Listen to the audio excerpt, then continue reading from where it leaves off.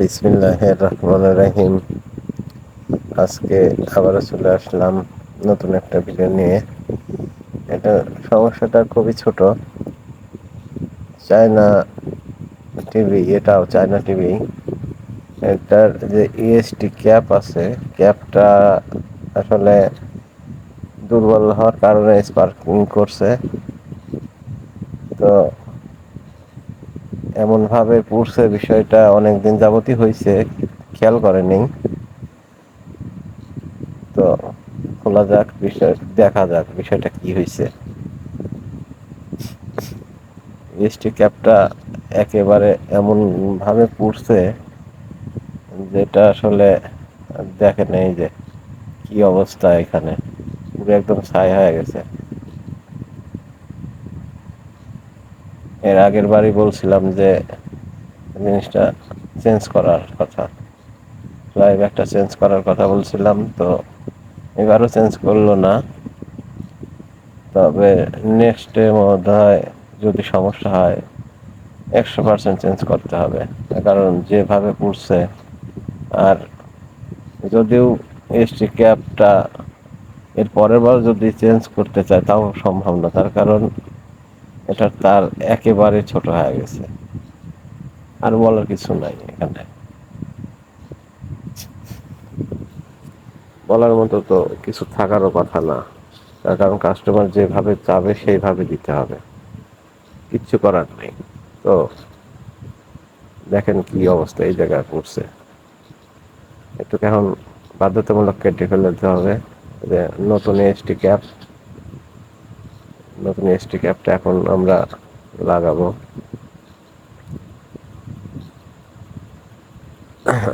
এই যে, হ্যাঁ,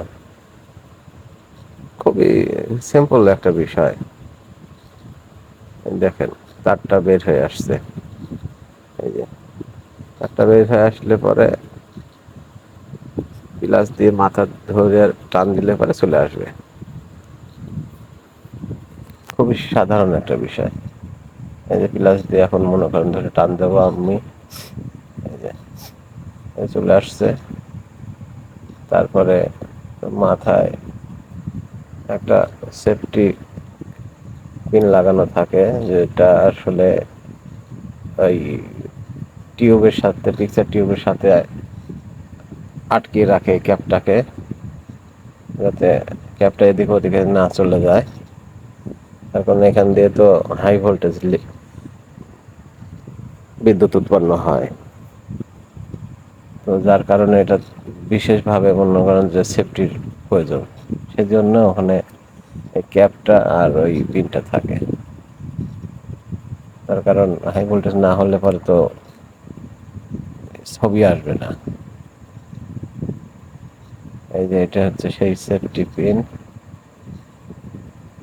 এটা এখন ভালোভাবে তারের সাথে আটকিয়ে ঝালাই করে দিতে হবে।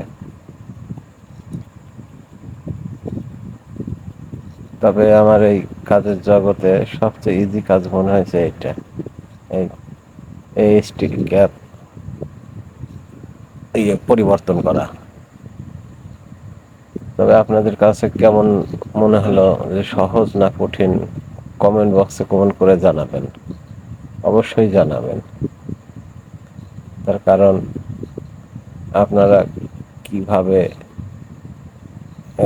মানে কি বলে ভিডিওটা বুঝতেছেন কি বুঝতেছেন না একটু বোঝা যাবে তাহলে কমেন্ট করতে পারে। সবচেয়ে ইজি কাজ এটা, তাছাড়া কিছু বলার মতো নাই। যাই হোক, লাগানো হয়ে গেছে। এখন এটা ভালোভাবে টান দিলে এদের চলে যাচ্ছে, আস্তে আস্তে চলে গেল, পেতে যাচ্ছে। মাথাটা এখন সোজা করে দিয়ে, হ্যাঁ হয়েছে। এখন টান দিলে পরে এই যে বসে গেছে, ফুল বসে গেছে এখন।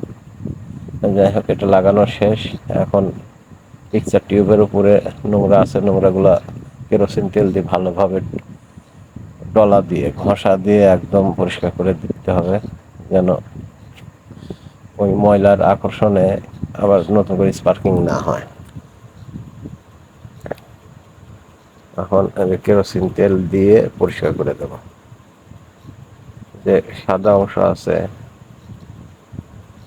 থার্মাল পেস্ট এগুলো ঘষে তুলে দেবো,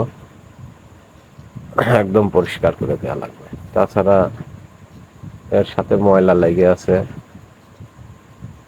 এই থার্মাল পেস্টের সাথে ময়লা আটকায় আছে, যার কারণে আবারও ভোল্টেজ লিক করবে।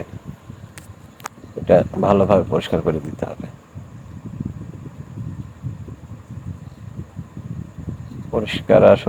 পরিষ্কার না করলে পরে সবচেয়ে বেশি ক্ষতি হয়। ময়লা তো সব জায়গায় ক্ষতি করে, এটা সবারই জানা।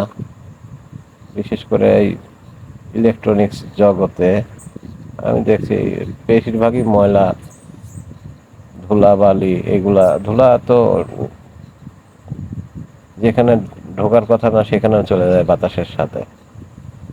এখন ক্যাপটা লাগিয়ে দিয়ে